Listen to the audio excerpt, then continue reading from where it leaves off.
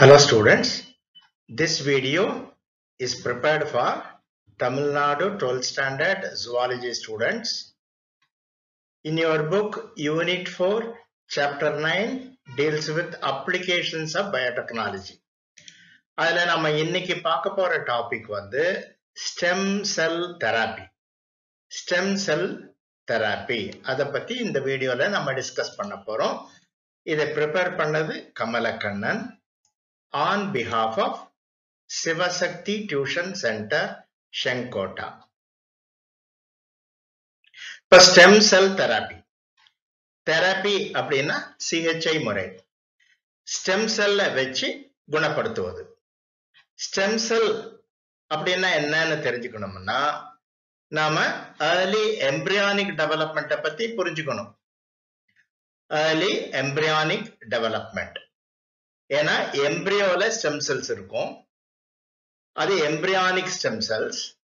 குழந்தை பிறந்த பிறகு அத அடல்ட் ஸ்டெம் செல்ஸ் இருக்கும். அது அடல்ட் ஸ்டெம் செல்ஸ் சொல்ல போறோம். இத பத்தி நம்ம டிஸ்கஸ் பண்ண போறோம்.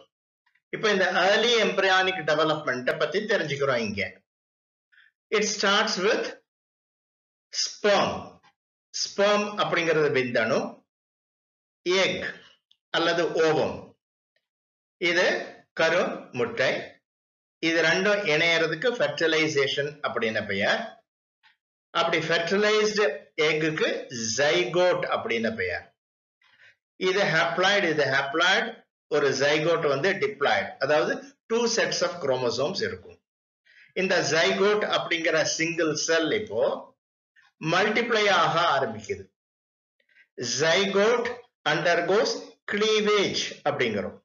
cleavage divisions அப்படின்னா mitotic divisions. இந்த 1 2 2 4 4 8 8 16 மல்டிப்ளை ஆகுது. இங்க ஒரு 8 செல் ஸ்டேஜ் காமிச்சிருக்கிறோம். அதாவது இந்த ஜைகோட் 1 2 ஆகி 2 4 ஆகி 4 8 செல்லா மாறி இருக்கிற இந்த ஸ்டேஜ்.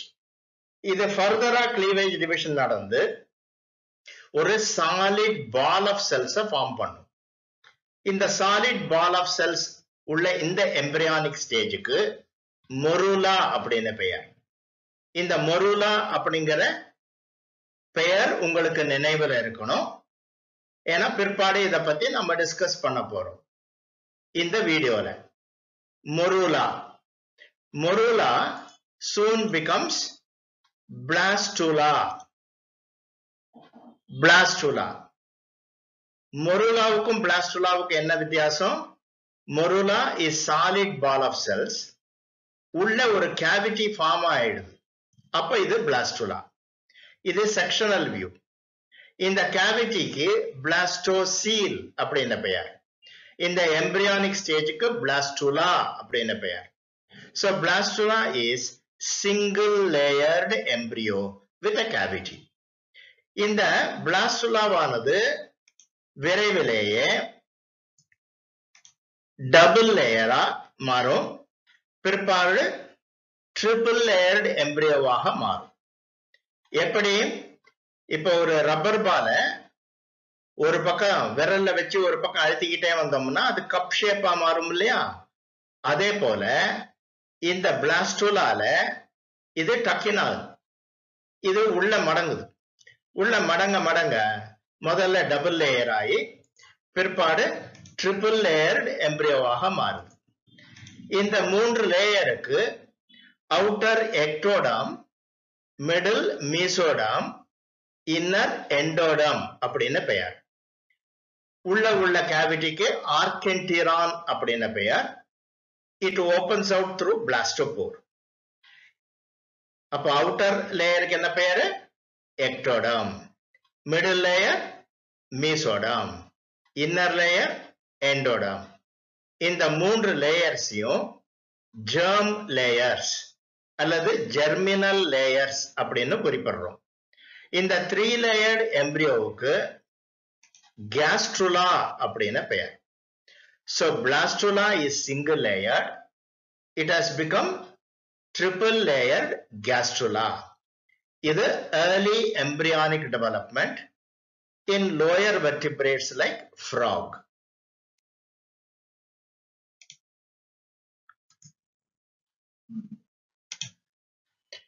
இப்ப நாம போன ஸ்லைட்ல டயக்ராம் மூலமா விளக்கினதை தான் இங்க வேர்ட்ஸ்ல சொல்றோம், அவ்வளவுதான் வித்தியாசம்.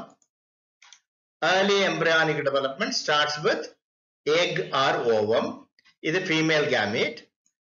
It is fertilized by a sperm or male gamete. அப்போ fertilizationக்கு பிறகு உண்டாகக்கூடிய இந்த fertilized eggக்கு zygote என பெயர். Zygote is a single cell but diploid. இந்த zygote ஆனது repeated mitotic divisions இதுல நடைபெறுது. இந்த repeated mitotic divisionsக்கு cleavage divisions என பெயர். அந்த cleavage divisions மூலமாக it produces a morula. Morulaங்கிறது ஒரு solid ball of cells. The morula develops a cavity to become blastula. Blastula is single layered. In the single layered blastula soon becomes double and later 3-layered gastrula. இந்த gastrulaல 3 germ layers இருக்கும் அல்லது germinal layers இருக்கு. Outer ectoderm, middle mesoderm, inner endoderm.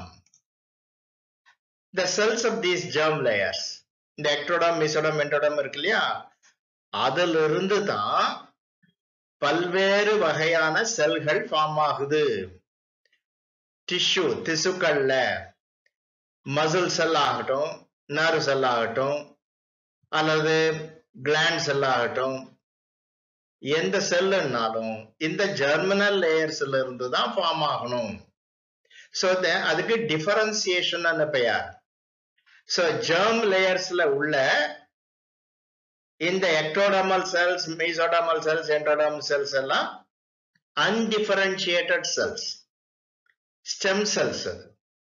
அதிலிருந்து differentiate ஆகி பல்வேறு வகையான செல்கள் உண்டாகுது to form tissues. பல tissues சேர்ந்தது தான் organs of the embryo.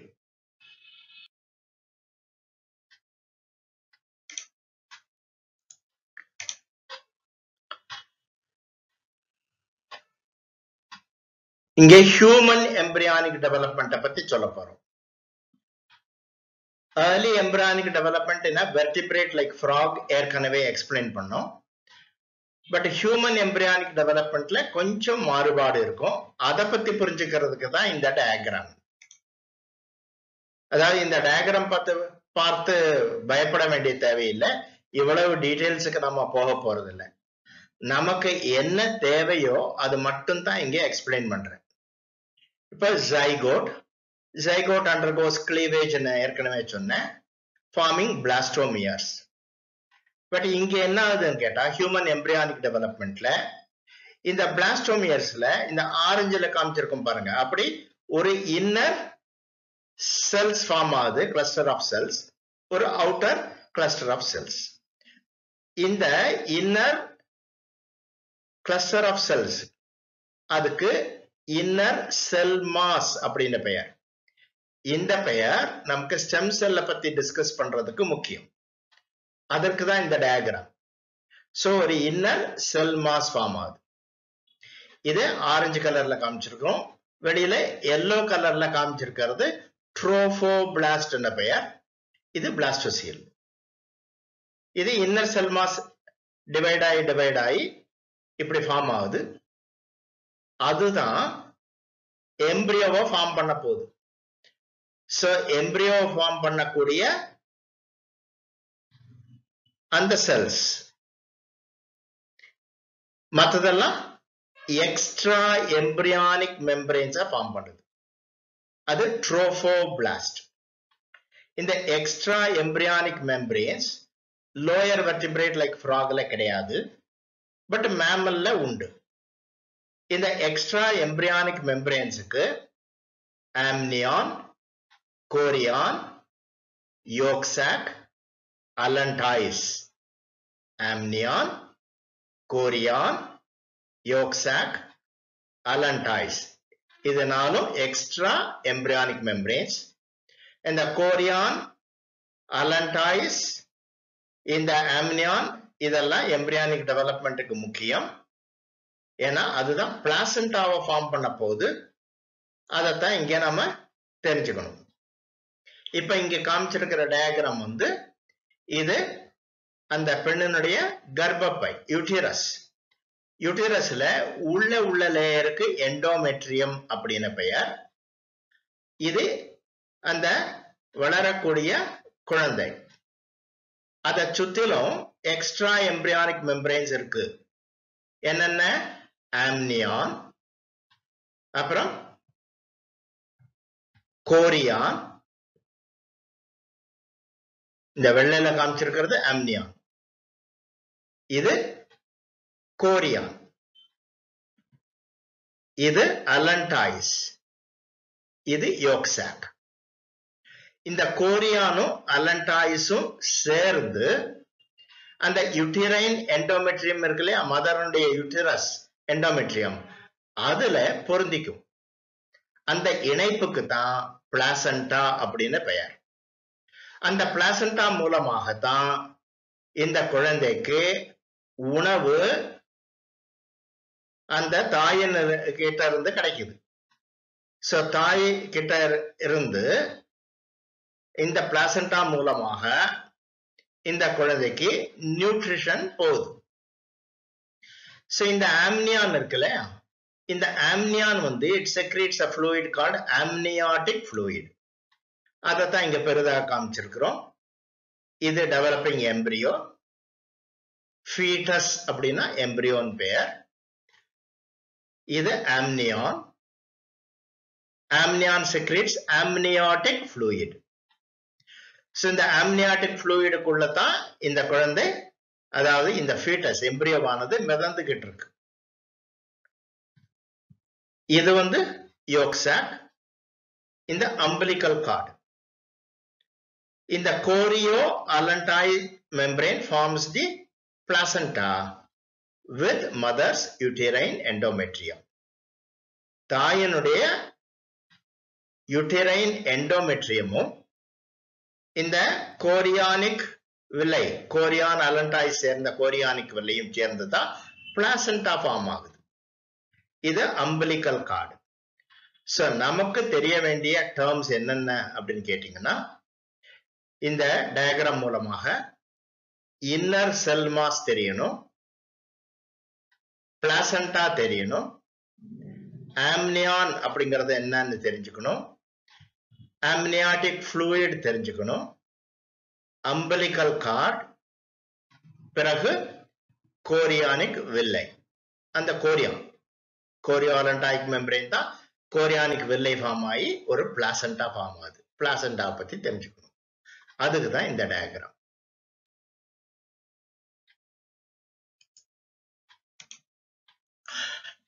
மேமல்ஸ்ல blastula அப்படிங்கிறது it differentiates into inner cell mass, அப்புறம் அவுட்டர் ட்ரோஃபோபிளாஸ்ட்.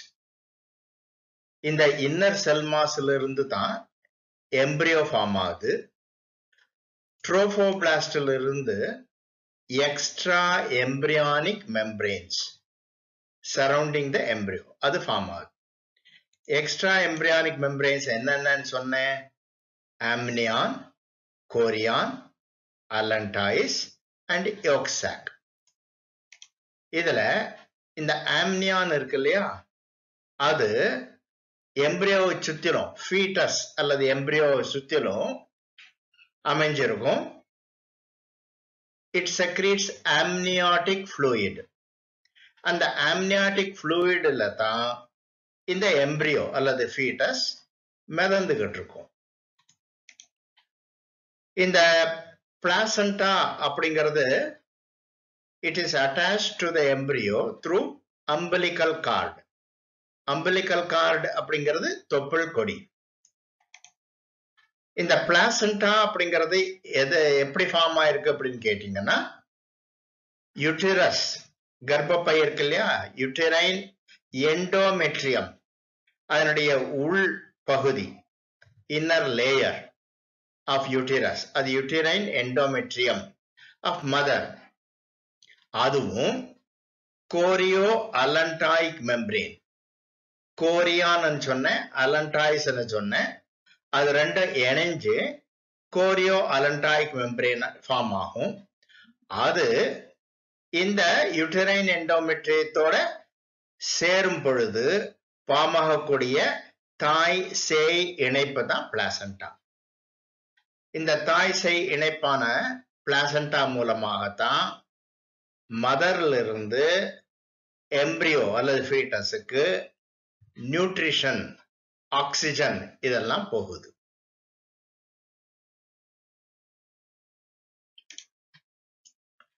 இப்ப ஸ்டெம் செல்ஸ் பத்தி பார்க்கிறோம். ஸ்டெம் செல்ஸ் அப்படிங்கிறது என்ன? undifferentiated cells found in most of the multicellular animals. Undifferentiated. இந்த செல் இன்னும் டிஃபரன்ஷியேட் ஆகல. என்னவாக டிஃபரன்ஷியேட் ஆகல? ஒரு ஸ்டெம் செல் வந்து மசில் செல்லா மாறலாம், போன் செல்லா மாறலாம், பிளட் செல்லா மாறலாம், நர்வ் செல்லா மாறலாம். பட் இன்னும் அன்டிஃபரன்ஷியேட்டட் ஸ்டேட்ல இருக்கு. எந்த செல்ல வேணாலும் இது ப்ரொடியூஸ் பண்ண முடியும். அதே சமயத்துல ஒரு ஸ்டெம் செல் இன்னொரு ஸ்டெம் செல்லாகவும் டிவைட் ஆகி தன்னைத்தானே மெயின்டைன் பண்ண முடியும். So maintain undifferentiated state even after numerous mitotic divisions. அதாவது இதுக்கு செல்ஃப் ரெனியூவல் கெப்பாசிட்டி இருக்குன்னு சொல்றோம். செல்ஃப் ரெனியூவல் அப்படின்னா என்ன? தன்னைத்தானே உண்டாக்கி கொள்ள கூடிய தகுதி. அது மட்டுமல்ல, it exhibits cellular potency. Potency அப்படிங்கிறது ஆற்றல். இந்த செல்ஸுக்கு என்ன ஆற்றல் இருக்கு அப்படிங்கறத தான் இங்க நம்ம டிஸ்கஸ் பண்ண போறோம். டோட்டிபொட்டன்சி. டோட்டிபொட்டன்சி அப்படின்னா இந்த ஸ்டெம் செல்லில் இருந்து ஒரு சிங்கிள் செல்லில் இருந்து எல்லா வகை செல்ஸும் ஃபார்ம் ஆக முடியும். ஃபார் எக்ஸாம்பிள், இது ஒரு ஸ்டெம் செல்.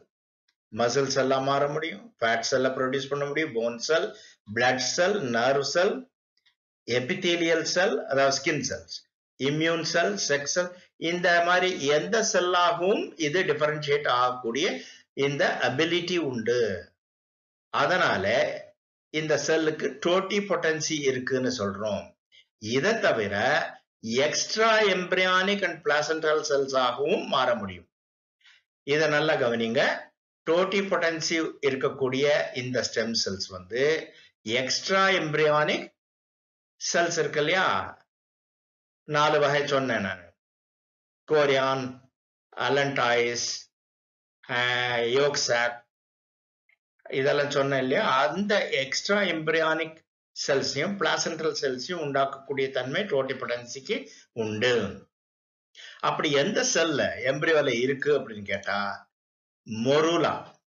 மொருலாவுடைய இந்த செல்ஸ் இருக்கு பாருங்க, இந்த செல்லுக்கு டோட்டிபொட்டன்சி உண்டு. ப்ளூரிபொட்டன்சி. டோட்டிபொட்டன்சிக்கும் ப்ளூரிபொட்டன்சிக்கும் என்ன வித்தியாசம்னு கேட்டா, ப்ளூரிபொட்டன்சி cells can differentiate into ectoderm, endoderm, mesoderm. இந்த 3 germ layers gastrolaல இருக்கு அப்படின்னு சொன்னேன். இந்த gastrolaல ectoderm, mesoderm, endoderm. ectodermல இருந்து சில வகை cells ஃபார்ம் ஆக முடியும். For example, epithelial cells of skin, nerve cell இதெல்லாம் ectodermல இருந்து ஃபார்ம் ஆகுது. மீசோடர்ம்ல இருந்து மசில் செல், போன் செல், பிளட் செல் இதெல்லாம் ஃபார்ம் ஆக முடியும். எண்டோடர்ம்ல இருந்து இன்டெஸ்டைனல் செல்ஸ் எல்லாம் ஃபார்ம் ஆக முடியும். சோ இந்த 3 ஜெர்ம் லேயர்ஸ் இருக்கு பாருங்க, அதுல இருக்கக்கூடிய செல்ஸுக்கு ப்ளூரிபொட்டன்சி உண்டு அப்படின்று குறிப்பிடுறோம். They can give rise to all of the cell types that make up the body. Embryonic stem cells இருக்கு இல்லையா, they are considered pluripotent. எந்த embryonic stem cells? Inner cell mass. ஏற்கனவே சொன்ன mammalian blastula இது, அதுல inner cell mass, இதுல இருந்து தான் embryo ஃபார்ம் ஆகுது, இதுல இருந்து extra embryonic membrane ஃபார்ம் ஆகுது. inner cell mass இருந்து extra embryonic membrane ஃபார்ம் ஆக முடியாது. சோ இதற்கு டோட்டிபொட்டன்சி கிடையாது, இது வெறும் ப்ளூரிபொட்டன்சி தான். So they can form any of these ectoderm, endoderm, mesoderm எந்த வகை செல் ஆகும் ஃபார்ம் ஆக முடியும். ஆனா except extra embryonic and placental cells. இது pluripotency. So எந்த வகை செல்ஸுக்கு pluripotency இருக்கு? இன்னர் மாஸ் செல்ஸுக்கு pluripotency இருக்கு. எந்த வகை செல்ஸுக்கு totipotency இருக்கு? மொருலாவினுடைய செல்ஸுக்கு totipotency இருக்கு. இதுதான் நீங்க தெரிஞ்சுக்க வேண்டியது.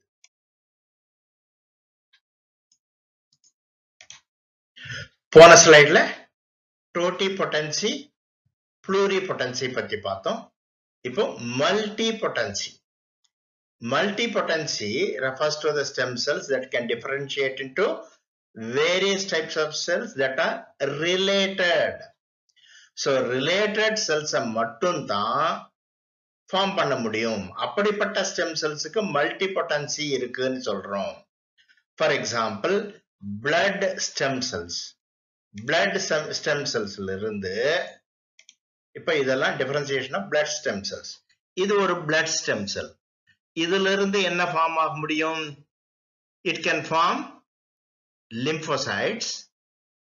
இதெல்லாம் லிம்போசைட்ஸ், மோனோசைட்ஸ், நியூட்ரோஃபில், இதையெல்லாம் ஃபார்ம் பண்ணக்கூடிய தகுதி உண்டு. சோ இது இப்படிப்பட்ட செல்ஸுக்கு மல்டிபொட்டன்சி இருக்கு அப்படின்னு சொல்றோம். ஆலிகோபொட்டன்சி. ஆலிகோபொட்டன்சி அப்படின்னா the cell can differentiate only into few cell types. For example, lymphoid stem cell. This blood stem cell shows multipotency.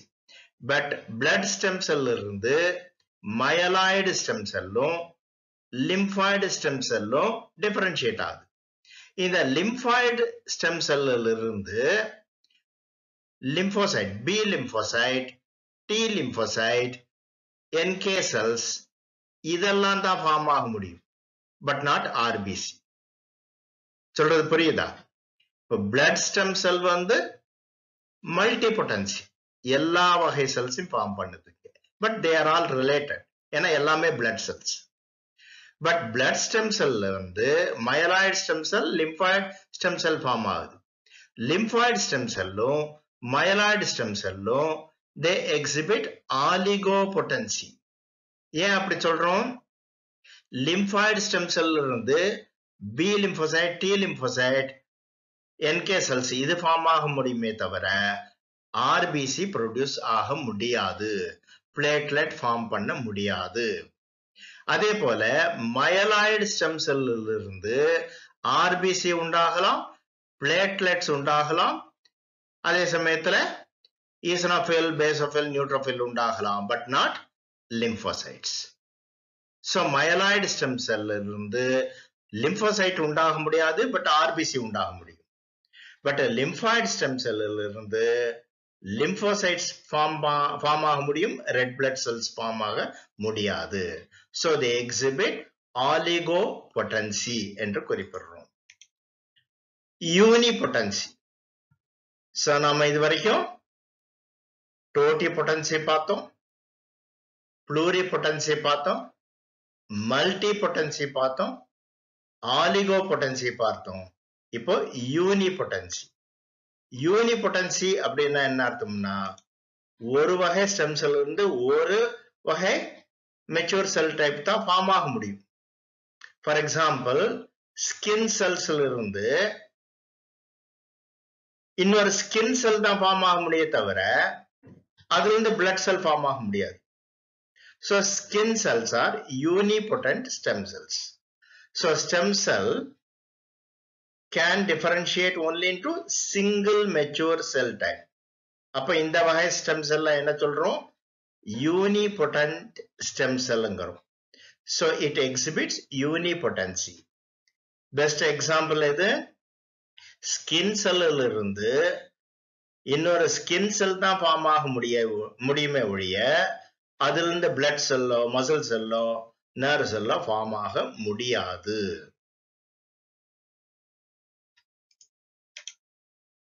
இப்போ stem cells can differentiate into all types of cells. எதுல? நம்ம பாடியில.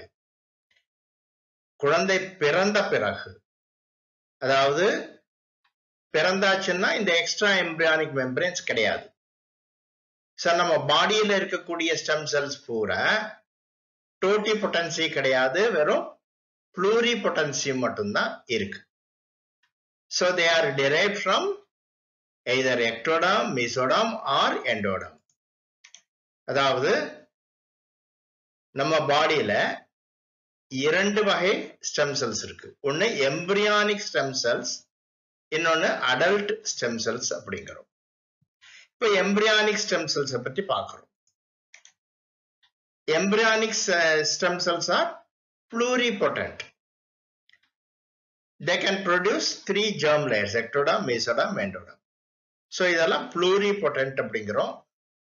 ஏற்கனவே டோட்டிபொட்டன்சிக்கும் pluripotencyக்கும் வித்தியாசம் சொன்னேன். டோட்டிபொட்டன்சியில including extra embryonic placental cells form பண்ண முடியும். But pluripotent stem cells cannot form extra embryonic membranes. In other words, பிறந்தாச்சுன்னா பிறந்த குழந்தை அதிலிருந்து இறக்கும் வரைக்கும் இருக்கக்கூடிய பாடி செல்ஸ்ல எல்லா செல்ஸும் pluripotent தான். They can produce ectoderm, mesoderm, endoderm. So embryonic stem cells are multipotent also. Multipotency அப்படின்னா என்னங்கிறதையும் ரிலேட்டட் செல் டைப்ஸ் அதை ப்ரொடியூஸ் பண்ணக்கூடிய தகுதி உண்டுன்னு சொன்னேன் நான். Embryonic stem cells are isolated from the epiblast tissue of the inner cell mass of blastocyst. இப்ப stem செல் தெராபிக்கு என்ன செய்யறாங்க, இந்த இன்னர் செல் மாஸ் இருக்கு இல்லையா, inner cell mass, you must remember, inner cell mass அப்படிங்கிறது பிளாஸ்டுலா அல்லது பிளாஸ்டோசிஸ்ட் ஆஃப் மேமல்ஸ்ல இருக்கக்கூடியது. அந்த இன்னர் செல் மாஸ்ல இருந்தா எம்பிரியோ ஃபார்ம் ஆகுதுன்னு சொன்னேன், எக்டோடாம், மீசோடாம், எண்டோடாம் எல்லாம். அந்த செல்ஸை ஐசோலேட் பண்றாங்க. ஐசோலேட் பண்ணியாச்சுன்னா அப்படிப்பட்ட ஸ்டெம் செல்ல இருந்து, ரிமெம்பர் தீஸ் ஆர் pluripotent. எங்கிருந்து இதை ஐசோலேட் பண்ணியிருக்காங்க? இன்னர் செல் மாஸ்ல இருந்து ஐசோலேட் பண்ணியிருக்காங்க. ஐசோலேட் பண்ணி இதை ரிப்பீட்டட் கல்ச்சர் பண்ணிக்கிட்டே இருக்க முடியும். இந்த செல்ஸுக்கு என்ன கெப்பாசிட்டி இருக்கு? கிட்டத்தட்ட 220 டிஃபரெண்ட் செல்ஸ் ஆஃப் த பாடியை ஃபார்ம் பண்ண முடியும். ஸோ இந்த செல்ல இருந்து பிரெயின் செல், இந்த செல்லுல இருந்து லங் செல், ஹார்ட் செல், லிவர் செல், கிட்னி செல்ஸ், கொனாடல் செல்ஸ் எல்லாத்தையும் ஃபார்ம் பண்ண முடியும். They are immortal அப்படிங்கிறோம்.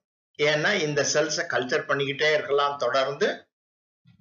இந்த செல்லை மெயின்டைன் பண்ணும்போது இதுல இருந்து இன்னொரு ஸ்டெம் செல் உண்டாகும், அதுல இருந்து இன்னொரு ஸ்டெம் செல் அப்படியே மெயின்டைன் ஆகிட்டே இருக்கும். So they are immortal, அழிவு கிடையாது.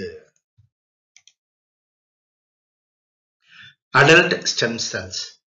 Adult stem cells அப்படிங்கிறது in contrast to embryonic stem cells. எம்பிரியோல இருக்கிறது எம்பிரியானிக் ஸ்டெம் செல்ஸ். குழந்தை பிறந்த பிறகு, குழந்தையிலிருந்து முதுமை வரைக்கும் அந்த பாடியில இருக்கக்கூடிய ஸ்டெம் செல்ஸுக்கு அடல்ட் ஸ்டெம் செல்ஸ் அப்படின்னு பெயர். So they are found in the tissues of children as well as adults. இத somatic stem cell அப்படிங்கிறோம். Somatic stem cell in contrast to embryonic stem cell. இந்த somatic stem cellும் தன்னை போலவே இன்னொரு செல்லை உருவாக்க முடியும். So it can create another cell similar to it. Most of the adult stem cells are multipotent. Multipotency அப்படின்னா என்னன்னு சொன்னேன், the stem cell can produce cells related to it. Related cells produce பண்ணக்கூடிய stem cellsக்கு multipotency இருக்கு அப்படின்னு குறிப்பிட்டேன். Example வந்து red bone marrow. Red bone marrow, போன்ல, இப்ப இந்த போன்ல இந்த பகுதி ஓபன் பண்ணி காமிச்சிருக்கு. போன்ல red bone marrow, yellow bone மேரோன்னு இருக்கு. இந்த ரெட் போன் மேரோல இருக்கக்கூடிய ஸ்டெம் செல்ஸுக்கு hematopoietic stem cells என்ன பெயர். இந்த stem cells இருந்து இதற்கு multipotency உண்டு. அப்படின்னா it can produce any of the blood cells. RBC, WBC, platelet போன்ற blood cells உண்டாக்கக்கூடிய hematopoietic stem cells எங்க இருக்கு? Red bone marrowல இருக்கு. So it is an adult stem cell, it is a somatic stem cell and it has multipotency. Stem cell therapy. இது வரைக்கும் stem cells பத்தி டீடைலா discuss பண்ணோம். இப்போ தெரப்பி ஸ்டெம் செல்ல வச்சு எப்படி சிகிச்சை முறைகள் அளிக்க முடியும்ங்கறத பார்க்க முடியும். இந்த ஸ்டெம் செல் தெரப்பில the most important application is stem cell research. So stem cells வச்சு பல வகையான ஆராய்ச்சிகளை மேற்கொள்ள முடியும். எதற்காக இந்த ஆராய்ச்சிகள்? செல் பேஸ்டு தெரப்பி செய்யறதுக்காக. என்ன சிகிச்சை செய்ய போறாங்க அப்படின்னு கேட்டா, regenerating damaged and diseased organs. For example, ஒருவருக்கு ஹார்ட் டிஷ்யூல ஒரு பகுதி டேமேஜ் ஆயிருக்குன்னு வச்சுக்கோங்க. அந்த இடம் ஃபங்க்ஷன் பண்ணல. அப்ப என்ன செய்யறாங்க? அந்த ஹார்ட் டிஷ்யூவை ரிப்ளேஸ் பண்ணலாம். எப்படி ரிப்ளேஸ் பண்றது? ஹார்ட் டிஷ்யூவை இன்னொருத்தர்கிட்ட இருந்து எடுத்தா கிராஃப்ட் ரிஜெக்ஷன் இருக்கும், ஒத்துக்காது, ஒவ்வாமை இருக்கும். சோ அதற்காக இவங்களுடைய ஓன் ஸ்டெம் செல்ல எடுத்து அதிலிருந்து அந்த ஹார்ட் டிஷ்யூவை ஜெனரேட் பண்ணி அந்த ட்ரீட்மெண்ட் கொடுக்கலாம். அப்போ அது ரீஜெனரேட் ஆகும். Regenerating damage and deceased organs. அதே போல கிட்னிக்கு செய்யலாம்.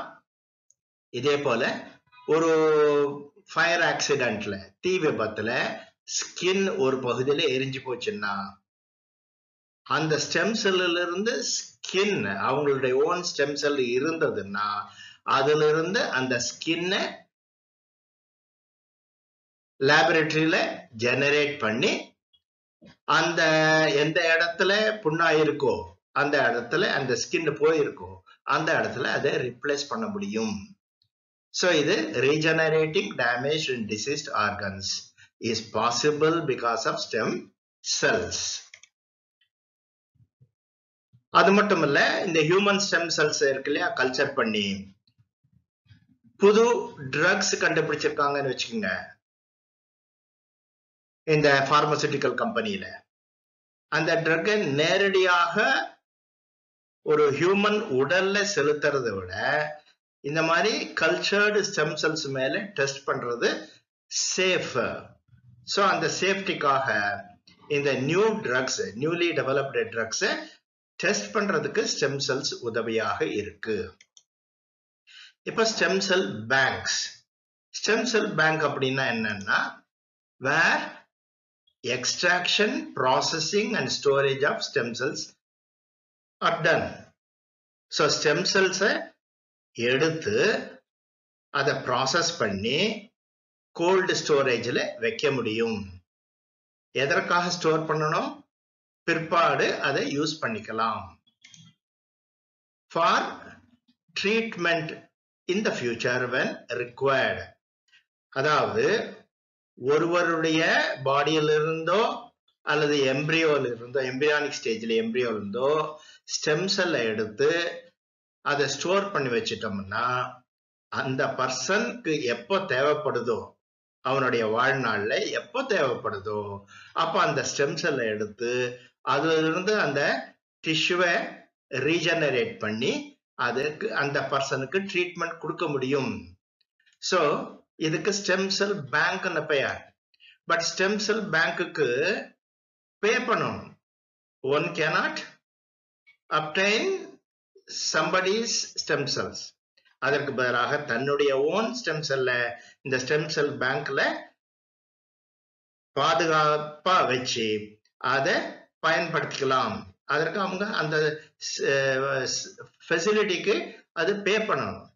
ஸோ இது ஸ்டெம் செல் பேங்க் யார் பயன்படுத்த முடியும்? நல்ல வசதி படைச்சவங்க தான் பயன்படுத்த முடியும். Amniotic sell bank is the facility that stores stem cells derived from amniotic fluid for future use. So, இது உங்களுக்கு தெரியும். இது amniotic fluid, அதுல fetus, இது umbilical cord ன்னு தெரியும். So, stem cells are taken from individuals who pay the cost for collection and storage. So, வசதி படைத்தவர்கள் இந்த stem cell embryonic stageலயோ அல்லது adult stageலயோ அந்த stem cells எடுத்து இந்த stem cell bankல பாதுகாப்பாக வச்சு பிற்பாடு தேவைப்பட்ட போது யூஸ் பண்ண முடியும். சோ அதற்கு அவங்க பே பண்ண வேண்டி இருக்கு. Such stem cells are stored in stem cell banks. These stored stem cells are used by that person when needed. So அந்த பர்சனுக்கு இப்ப ஹார்ட் டிஷ்யூ டேமேஜ் ஆயிருக்கு அல்லது தீ விபத்துல ஸ்கின் செல்ஸ் டேமேஜ் ஆயிருக்கு அப்படின்னா அவங்களுடைய ஓன் ஸ்டெம் செல்லை எடுத்து அதை கல்ச்சர் பண்ணி அந்த டிஷ்யூவை டெவலப் பண்ணி அந்த இடத்துல பொருத்தும் போது கிராஃப்ட் ரிஜெக்ஷன் இருக்காது. இப்ப யாருடைய ஹார்ட்டோ எடுத்து இன்னொருத்தருக்கு கொடுக்கும் போதோ அல்லது யாருடைய கிட்னியோ எடுத்து இன்னொருத்தருக்கு வச்சிட முடியாது. அதுக்கு மேட்சிங் வேணும். ஸோ அந்த மேட்சிங் டிஷ்யூ இருந்தால்தான் அதை அக்செப்ட் பண்ணும் நம்ம பாடி. இல்லைன்னா இந்த இம்யூன் சிஸ்டம் அதை ரிஜெக்ட் பண்ணும். இதை ஓவர் கம் பண்றதுக்கு அதை தவிர்ப்பதற்காக என்ன செய்யறாங்க, பண வசதி படைச்சவங்க அவங்களுடைய ஓன் ஸ்டெம் செல்ல they pay and maintain the stem cell bank. So எப்பப்போ தேவைப்படுதோ அவங்க வாழ்நாள்ல எப்பப்போ தேவைப்படுதோ அப்ப அந்த ஸ்டெம் செல்ல இருந்து அவங்களுடைய ஓன் ஸ்டெம் செல்லை எடுத்து ப்ராசஸ் பண்ணி அந்த டிஷ்யூவை டெவலப் பண்ணி அவங்களுக்கு ட்ரீட்மெண்ட் கொடுக்க இயலும். அதே போல கார்டு பிளட் பேங்கிங் அங்கிறோம். கார்டு பிளட் பேங்கிங் என்ன? இப்போ இது அம்பலிக்கல் கார்டு, தொப்புள் கொடி. குழந்தை பிறக்கும் போது என்ன ஆகுது, அந்த தொப்புள் கொடி இருக்கும். பிறகு அந்த தொப்புள் கொடி எடுத்துருவாங்க, தானா உதிர்ந்துரும், இல்லைன்னா எடுத்துருவாங்க. இப்ப எல்லாம் வசதி அதற்கு இருக்கு.